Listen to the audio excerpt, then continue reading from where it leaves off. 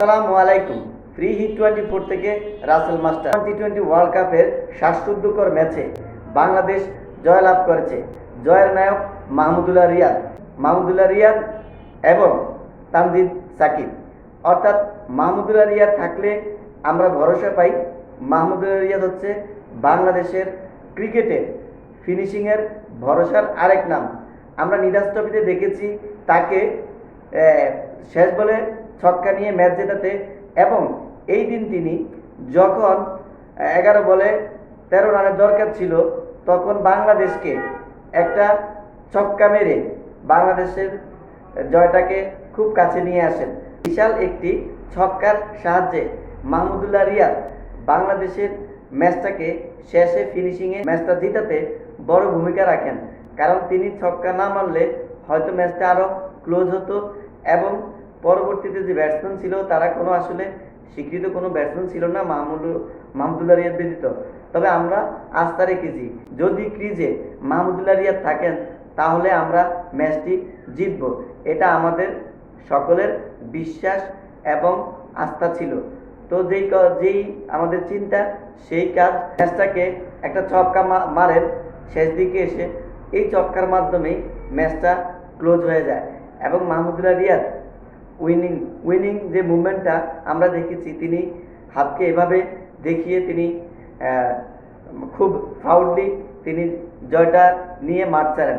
আসলে মাহমুদুল্লাহ রিয়াদের এই দুঃসাহসিক ব্যাটিং, আর মাহমুদুল্লাহ রিয়াদ চাপে, যখন বাংলাদেশ চাপে থাকে প্রেশার নিয়ে খেলতে মাহমুদুল্লাহ রিয়াদ অনেক ভালোবাসেন। এবং মাহমুদুল্লাহ রিয়াদের মন মানসিকতা এবং মেন্টালি উনি যে কতটা স্ট্রং এই বয়সে সেটারও আবার জানান দিলেন। বাংলাদেশের ক্রিকেটে এখনও মাহমুদুল্লাহ রিয়াদের ক্যারিয়ার ফুরিয়ে যায়নি।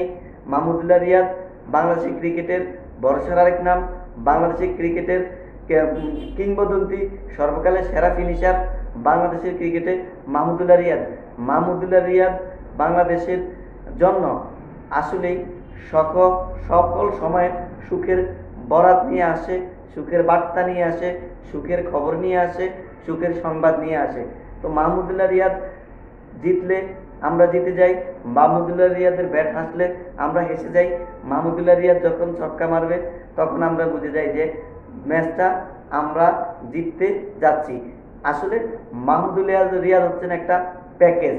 বাংলাদেশ টি-20 বলেন, যে কোনো বাংলাদেশের ক্রিকেটে মাহমুদুল্লাহ রিয়াদ হচ্ছেন একটা প্যাকেজ। অর্থাৎ তার মাঝে সকল গুণ রয়েছে এবং তার মাঝে সকল বৈশিষ্ট্য রয়েছে। তিনি একটি ওভার অবশ্য করেছিলেন, 4 রান দিয়েছিলেন, আরেকটি ওভার করলে হয়তো ভালো হতো। ক্যাপ্টেন কি জন্য করাননি সেটা তিনি ভালো জানেন বা বোঝেন। তো এই যে বাংলাদেশ আসলে চমৎকার খেলে, বাংলাদেশ আসলে অসাধারণ খেলে, বাংলাদেশ আসলে মানে অভিজ্ঞতার দক্ষতার পরিচয় দিয়ে অভিজ্ঞ প্লেয়াররা, বিশেষ করে অভিজ্ঞ মাহমুদুল্লাহ রিয়াদ বাংলাদেশ দলটাকে জিতিয়ে তবেই মাঠ ছেড়েছেন। শুভকামনা বাংলাদেশ দলের জন্য, শুভকামনা মাহমুদুল্লাহ রিয়াদের জন্য। প্রথম ম্যাচে যেহেতু মাহমুদুল্লাহর হাত ধরে আমরা জয় লাভ করেছি, শ্রীলঙ্কার কাছ থেকে জয় ছিনিয়ে এনেছি, আশা করব পরবর্তী ম্যাচে সাউথ আফ্রিকার সাথে আমরা জয়লাভ করব।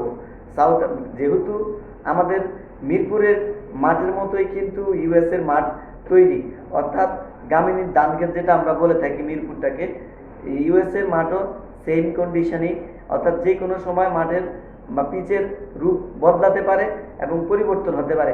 সেক্ষেত্রে আমি মনে করি মাহমুদুল্লাহ রিয়াদ, বিশেষ করে যারা অভিজ্ঞরা রয়েছেন, এবং লিটন কুমার দাসও ছন্দে এসেছেন মোটামুটি, যদিও তার রান কম ছিল, তিনি যেভাবে ব্যাটিং করার দরকার ছিল ওইভাবেই করেছেন। এখানে তাড়া ছিল না, বেশি হিট করবে, অনেক স্ট্রাইক রেটটা আমাদের এটা ভাইটাল ছিল না। তখন যেহেতু 120 বলের খেলা, 125 রান, এটা মামুলি একটা ব্যাপার, এটা হয়ে যাবে, আমরা জিতে যাব।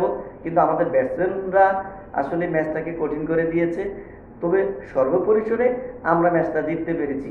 তো বাংলাদেশ জিতেছে, বাংলাদেশ টাইগাররা জিতেছে, বাংলাদেশ টিমে একটা স্বস্তির নিঃশ্বাস এসেছে। আশা করব এই ধারাবাহিকতা অব্যাহত রেখে আমরা টি-20 ওয়ার্ল্ড কাপের ফাইনাল পর্যন্ত যেতে পারবো। পরিশেষে ফ্রি হিট 24 থেকে আমি রাসেল মাস্টার বিদায় নিলাম।